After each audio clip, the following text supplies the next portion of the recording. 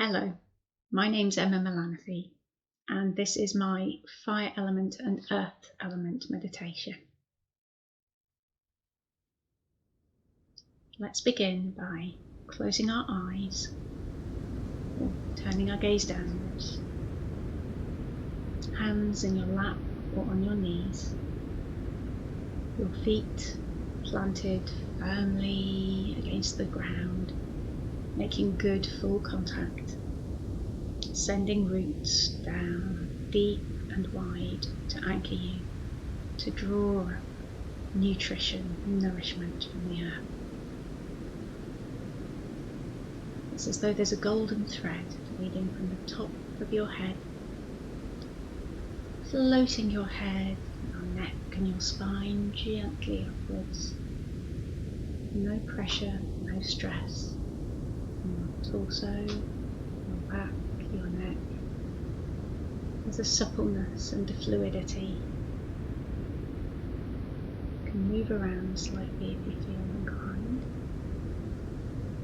You are rooted and supported by heaven and earth. Let's turn our attention now to the breath. Drawing in deep, full lungfuls of oxygen, as though your lungs were a bellows, powered at the diaphragm, drawing it down to the very bottom and gradually filling to the top. Then hold for a moment and imagine all the air and energy that you have drawn into your body, expanding and growing, permeating your whole being and even further still. Then, very gently, start to relinquish your grasp on the air. Start to release it back into the sea of air and chi that surrounds all of us. Counting in to 4 and counting out to 6 in your own time.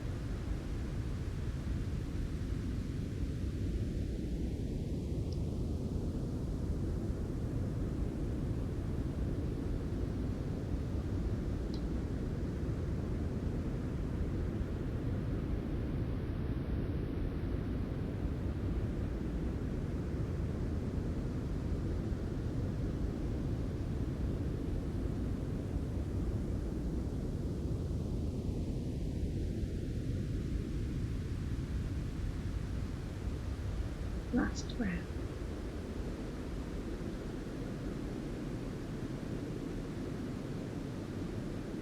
Letting your breath return to gentle, soft, natural rhythm. No force, no focus, no control needed. Letting the air breathe itself into and out of your body. Noticing and then bringing your attention down to your center, to your core, your abdomen. Let's begin our guided journey. If you'd like to come with me, we'll begin.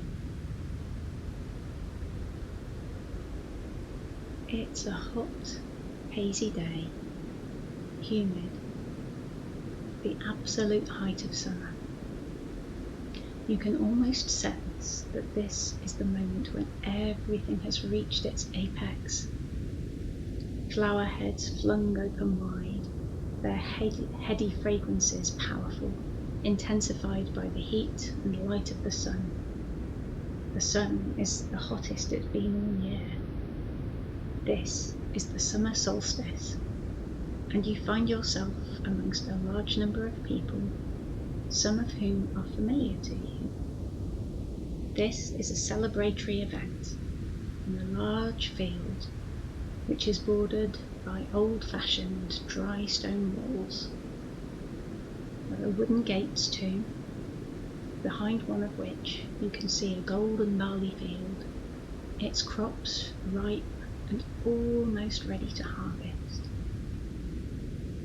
Dotted about the field there are picnic tables, with benches, blankets, and cushions for sitting on the ground, felled logs for sitting on, and some of these places are already occupied.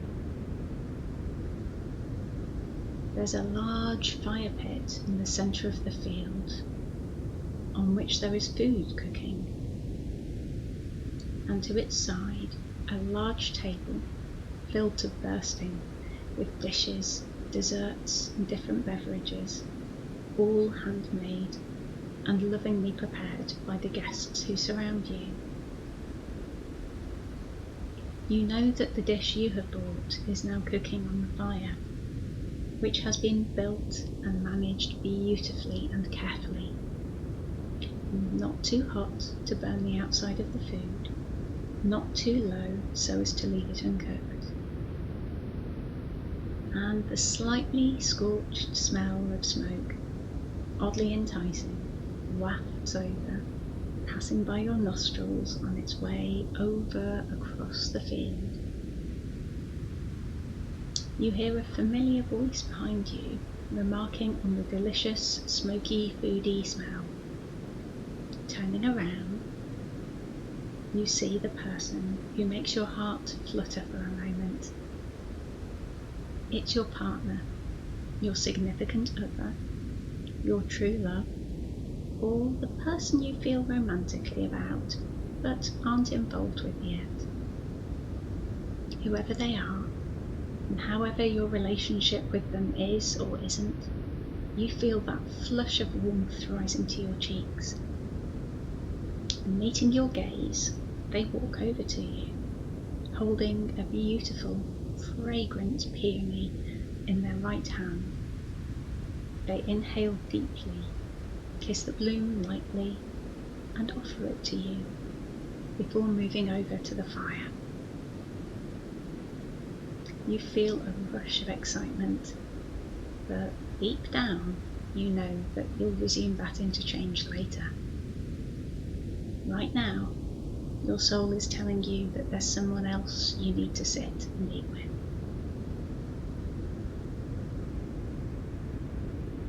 Now comes the choice of what to put on your plate. From the abundance of enticing side dishes before you. Some are indulgent, some are hearty and satisfying, real comfort food. Some are light, combining different colours, flavours and textures to tantalise and delight the palate. Looking at such an overwhelming array of food, your mind starts to formulate reasons why you should or shouldn't pick each dish. But this leaves you feeling undecided and torn. It seems that what you want to pick and what you think you ought to pick are two very different things. So instead, you take another approach.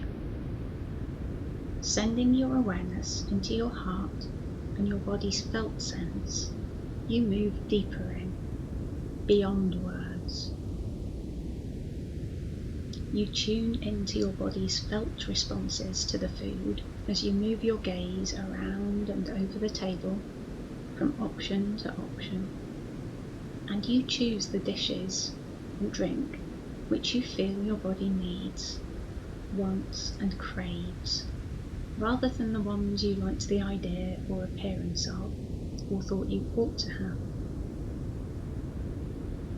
Serving yourself, and with a rather full plate, you look out towards the far edge of the field to one of the outer areas, set for sitting and eating.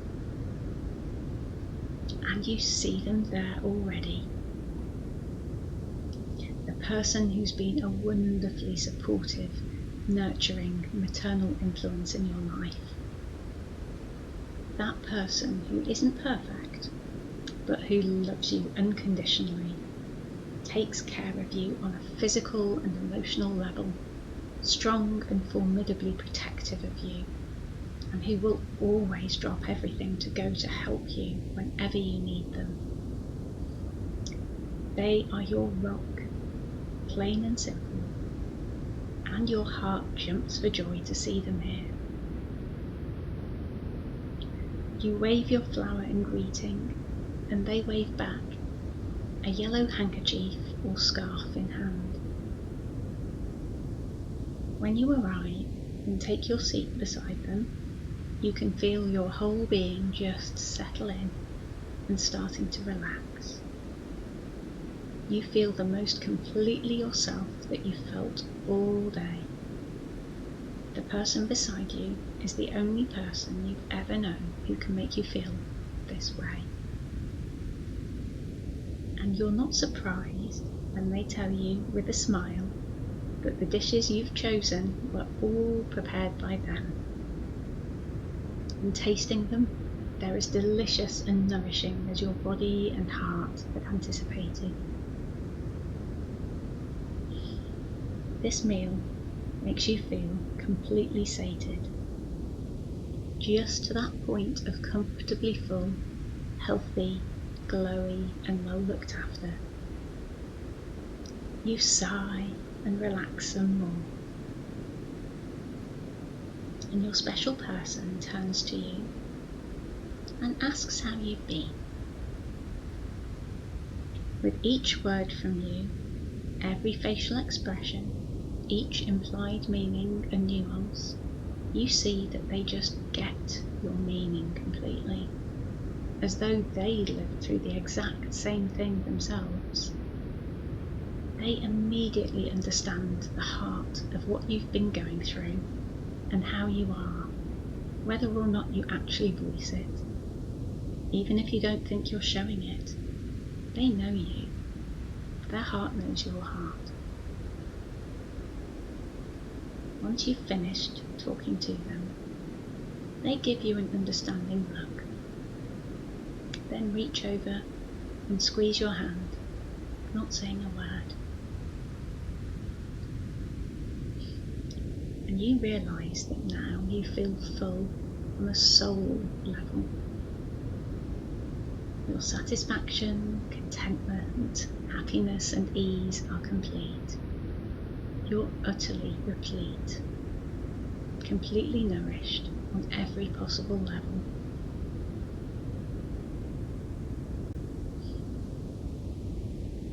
It's time to begin coming back now, back to the room you're sitting in. But before you do, maybe you'd like to say your thank yous and goodbyes to your special soul mother.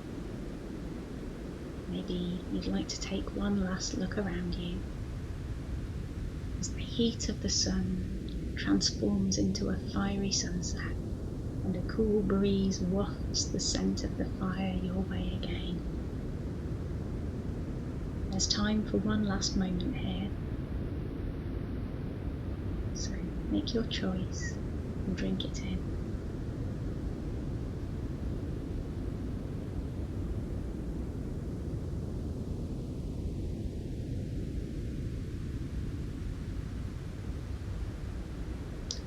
Now we're going to begin to notice the ground, the earth beneath the feet, the chair supporting you, the sounds and smells of the room you're in. It's time to take a big deep breath or two. Maybe have a stretch. Wiggle your fingers and wiggle your toes if you'd like. And then very gently, in your own time, open your eyes